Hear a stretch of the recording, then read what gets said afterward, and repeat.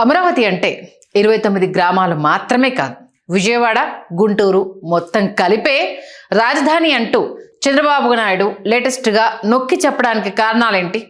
చంద్రబాబు నెమ్మదిగా జగన్ వేసిన మావిగన్ ట్రాప్లో చిక్కుకోబోతున్నారా? గుంటూరు, విజయవాడ ప్రాంతాల్లో తనపై ఉన్న వ్యతిరేకతను జగన్ సక్సెస్ఫుల్గా న్యూట్రలైజ్ చేసుకుంటున్నాడని చంద్రబాబు నాయుడు గ్రహించారా? ఆంధ్రప్రదేశ్లో విభజన జరిగి 12 ఏళ్లు గడిచిన ఏపీకి రాజధాని లేకపోవడానికి కారణం ఎవరు? దేశ చరిత్రలో ఒక రాజధాని చుట్టూ ఇన్ని వివాదాలు నెలకొన్న సందర్భాలైతే ఇప్పటివరకు లేవు. మరి ఈ పాపం ఎవరిది? 3 రాజధానులు అంటూ కాలయాపన చేసిన జగన్దా, లేక రాష్ట్ర ఖజానాకు అమరావతి అనే ఒక గుదిబండను కట్టి వినోదం చూస్తున్న చంద్రబాబు నాయుడుతా? నమస్తే, నేను మీ సంధ్య. వెల్కమ్ టు తెలుగు రాజ్యం టాప్ స్టోరీ. అమరావతి అంటే కేవలం 29 గ్రామాలకు పరిమితమయ్యే రాజధాని కాదు. గుంటూరు, విజయవాడ నగరాలతో కలిపి అమరావతిని ఒక గ్రోత్ కారిడార్గా నిర్మిస్తాం. ప్రతి నెల 7.92% అమరావతి నిర్మాణ పనులు పూర్తి చేయాలి. అమరావతి కన్స్ట్రక్షన్ వర్క్స్ పై రివ్యూ చేసిన సీఎం చంద్రబాబు నాయుడు గారు అధికారులతో అన్న మాటలు. ఇకపై రాజధాని పనులను తనే స్వయంగా మానిటర్ చేస్తానని కూడా ఈ సందర్భంగా సీఎం తెలిపారు. తొలుత జగన్ చేసిన మావిగన్ ప్రతిపాదనపై విమర్శలు, ట్రోల్స్తో విరుచుకుపడిన టీడీపీ ఆ తరువాత ఈ ప్రతిపాదనకు సంబంధించిన మెరిట్స్, డీమెరిట్స్ పై ప్రజల్లో చర్చ జరగడంతో టీడీపీ కూడా మావిగన్ పై ట్రోల్స్ కు ఫుల్ స్టాప్ పెట్టేసింది. జగన్ చెప్పిన మావిగన్ కూడా అమరావతి సిఆర్డీఏ పరిధిలోకే వస్తుందంటూ ఆ తరువాత కొత్త నినాదాన్ని తీసుకుంది. ఈ మధ్యకాలంలో పదే పదే ముఖ్యమంత్రి చంద్రబాబు గుంటూరు, విజయవాడ కూడా రాజధానిగానే పరిగణించాలని అధికారులకు, తమ నేతలకు చెబుతూ వస్తున్నారు. ఆ దిశగానే తమ పార్టీ నేతలు ప్రచారం చేయాలి అని ఆయన దిశానిర్దేశం కూడా చేస్తున్నారు. నిజానికి గుంటూరు, విజయవాడ 2 నగరాల ప్రజలు ముందు నుండి చంద్రబాబు చెబుతున్న ప్రపంచ స్థాయి రాజధాని అమరావతి పట్ల పెద్దగా ఆసక్తి కనబరచలేదు. అమరావతిలో అభివృద్ధి కేంద్రీకృతం అయితే విజయవాడ, గుంటూరు నగరాలు పాత బస్తీలుగా మారిపోతాయనే భావన కూడా వారిలో ఉంది. ఈ 2 నగరాలే కాకుండా 2 జిల్లాల్లోనూ 2019 ముందు వరకు హైప్ లేకపోవడానికి కారణం అమరావతికి ఈ 2 జిల్లాల్లోనే ఇతర ప్రాంతాలకు కనెక్టివిటీ లేకపోవడం. ఇక అమరావతి ప్రకటనకు మునిపే హైవే ఇరువైపులా భూముల ధరలకు రెక్కలొచ్చాయి. అమరావతి ప్రకటన ఈ 2 జిల్లాల ఇతర ప్రాంతాల భూముల ధరలను పెద్దగా ఇంపాక్ట్ చేయలేకపోయింది.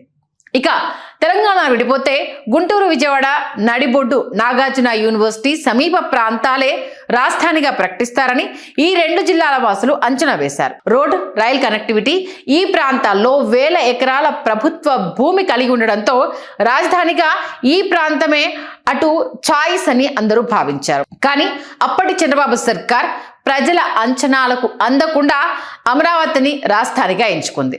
గ్రీన్ ఫీల్డ్ క్యాపిటల్ అంటే 0 నుండి రాజధాని నిర్మాణం మొదలు పెట్టడం, 50,000 ఎకరాల సమీకరణ, మౌలిక సదుపాయాలకు లక్షల కోట్లు ఖర్చు చేసి దానిని వాస్తవ రూపంలోకి తీసుకురావడంలో ఉండే ఇబ్బందులను టీడీపీ గ్రహించలేకపోయింది. కనీసం గ్రహించాలి అని కూడా అనుకోలేదు. అమరావతి నిర్మాణానికి ఇప్పటికే 60,000 కోట్ల అప్పు చేసింది రాష్ట్ర ప్రభుత్వం. ఆ 60,000 కోట్లను ప్రతిబింబించేలా అమరావతి ఉందా అంటే ప్రభుత్వం వద్ద స్పష్టమైన జవాబు లేదు. నిజానికి ఏపీ రాష్ట్రం ఒక సూపర్ క్యాపిటల్ కట్టే పరిస్థితుల్లో ఉన్నాయా అంటే సమాధానం లేదు. రాష్ట్రం విడిపోయే నాటికి ఏపీ రెవెన్యూ లోటు ఏడాదికి 16,000 కోట్లు. కనీసం జీతాలు కూడా ఇవ్వలేని పరిస్థితులు ఓవైపు కనిపిస్తూ ఉంటే కొండకు తాడుకట్టి కదిలించే ఓ విఫలయత్నం చేసింది. ప్రపంచంలో ఇప్పటి వరకు గ్రీన్ ఫీల్డ్ సిటీస్ నిర్మాణానికి పూనుకొని సక్సెస్ఫుల్గా పూర్తి చేసుకున్న సిటీ ఒక్కటి కూడా లేదు. యుఏఈలోని మజ్దార్ సిటీ, అంగోలాలోని కిలాంబా సిటీ, మయన్మార్లోని నైపీడా నగరాలు ఒక ఫెయిల్డ్ వెంచర్లుగా, గోస్ట్ సిటీస్గా నేడు పిలువబడుతున్నాయి. సౌత్ కొరియాలో 1,500 ఎకరాల్లో అభివృద్ధి చేసిన సోంగ్దో అనే ఒక చిన్న ప్రాంతం మాత్రమే ఒక సక్సెస్ఫుల్ గ్రీన్ ఫీల్డ్ సిటీగా అభివృద్ధి చెందింది. కానీ ఒక గ్రీన్ ఫీల్డ్ సిటీ ఒక రాజధానిగా సక్సెస్ అయిన దాఖలాలు అయితే ఎక్కడా లేవు. విభజన అనంతరం రాజధానిపై అధ్యయనం కోసం ఏర్పాటు చేసిన శివరామకృష్ణన్ కమిటీ చేసిన సూచనలో ముఖ్యమైన సూచన సూపర్ క్యాపిటల్. భారీ గ్రీన్ ఫీల్డ్ సూపర్ క్యాపిటల్ నిర్మించడాన్ని చాలా గట్టిగా వ్యతిరేకించింది. సంపద, అడ్మినిస్ట్రేషన్, ఐటీ, హెల్త్ కేర్ ఇలా అన్ని ఒకే చోట కేంద్రీకృతమైన హైదరాబాద్ మోడల్లో చాలా లోపాలున్నాయని, ఆ మోడల్ వల్లే చివరికి రాష్ట్రం విడిపోయే పరిస్థితి వచ్చిందని వారి రిపోర్ట్లో స్పష్టంగా పొందుపరిచారు. ఇదే కమిటీ విజయవాడ, గుంటూరు మధ్య ప్రస్తుతం అమరావతి ప్రాంతాన్ని పరిశీలించి అక్కడ రాజధాని కట్టడం సరికాదు అని కూడా తేల్చి చెప్పారు. అందుకు వారు చెప్పిన ప్రధాన కారణం ఈ ప్రాంతంలో ఏడాదికి 1 కంటే ఎక్కువ పంటలు పండే అత్యంత సారవంతమైన నల్ల రేగడి భూములు ఉండడం. ఇవి రాష్ట్ర వ్యవసాయ ఆర్థిక వ్యవస్థకు వెన్నెముక లాంటివి. వీటిని కాంక్రీట్ జింగిల్గా మార్చితే ఆహార భద్రతకు శాశ్వతంగా నష్టం జరుగుతుంది. ఇక్కడి స్థానిక వర్క్ ఫోర్స్లో దాదాపు 55 నుంచి 65% మంది రైతులు వ్యవసాయ కూలీలే. ఈ పొలాలన్నీ తీసేస్తే వేలాది మంది గ్రామీణ కార్మికులు ఒక్కసారిగా రోడ్డున పడతారు. ఈ ప్రాంతాన్ని రాజధానిగా ఎంచుకుంటే ఇది అసాధారణ ప్రజల కంటే ఎక్కువగా రియల్ ఎస్టేట్ వ్యాపారులకు, ల్యాండ్ పూలింగ్ చేసే వారికే లాభం చేకూరుస్తుందని ఈ కమిటీ మరీ హెచ్చరించింది. ఇప్పటికే ఉన్న ఒక సిటీని డెవలప్ చేయకుండా శూన్యం నుండి దాదాపు 60,000 కోట్లకు పైగా ఖర్చుతో ఒక సరికొత్త మెగా సిటీని నిర్మించాలని నిర్ణయించుకోవడం రాష్ట్ర ఆర్థిక భవిష్యత్తును పూర్తిగా మార్చేస్తుంది. అమరావతిని తన కాళ్ళ మీద తాను నిలబడే ప్రాజెక్టుగా డిజైన్ చేయడం వల్ల ఇది వరల్డ్ బ్యాంక్, ఏడీబీ వంటి సంస్థల నుండి భారీగా తీసుకునే అప్పులు, అలాగే కమర్షియల్ ల్యాండ్స్ అమ్ముకోవడంపైనే ఎక్కువగా ఆధారపడాల్సి వస్తోంది. దీనివల్ల రాష్ట్ర ప్రభుత్వ ఆర్థిక పరిస్థితి చాలా టైట్గా మారింది.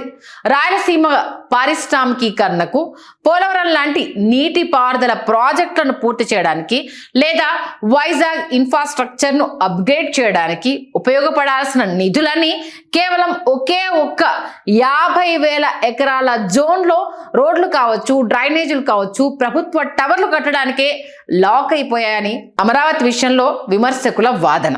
జగన్ 3 రాజధానులన్న నినాదం ఆ సమస్యను మరింత జటిలం చేసింది. ప్రాక్టికల్గా ఏమాత్రం సాధ్యం కాని 3 రాజధానుల విధానం సౌత్ ఆఫ్రికాలో ఫెయిల్ అయిన విధానాన్ని ఎంచుకుంది.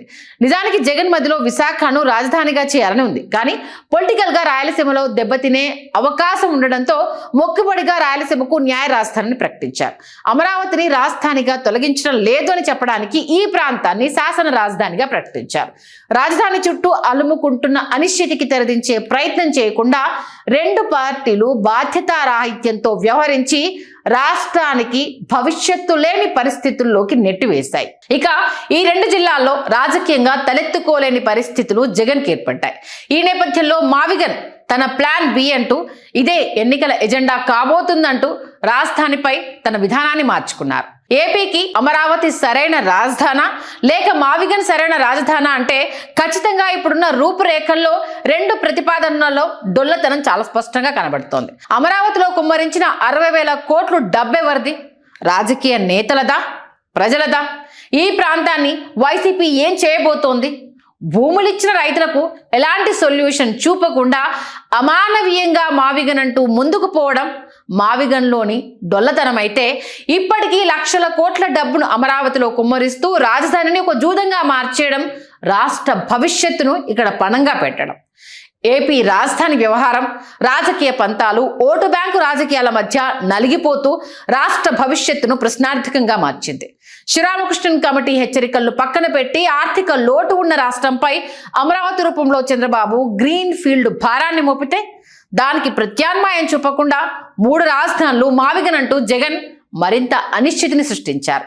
60,000 కోట్ల ప్రజాధనం ఖర్చైనా నేటికి ఏపీకి స్పష్టమైన రాజధాని లేకపోవడం పాలకుల దూరదృష్టి లోపానికి నిదర్శనం. ప్రాంతీయ అసమానతలను తొలగిస్తూ అటు భూములిచ్చిన రైతులకు న్యాయం చేస్తూ ఇటు ఆర్థిక వ్యవస్థను కాపాడుకునే సమతుల్యమైన విధానమే ఏపీకి ప్రస్తుత అత్యవసర అవసరం. దీన్ని గుర్తెరిగి పాలకులు ఎలా ముందుకు వెళ్తారనేది వేచి చూడాలి. హలో, తెలుగు రాజ్యం ఛానల్ చూస్తున్నారా? సామాజిక, రాజకీయ, జీవన చిత్రణే తెలుగు రాజ్యం. అతిశయోక్తులు, అసత్యాలు ఉండవు. రాజకీయ కోణం కాదు, ప్రజా కోణమే కొలబద్ద. తెలుగు రాజ్యం వీక్షణ మీ ఉత్తమ అభిరుచికి నిదర్శనం.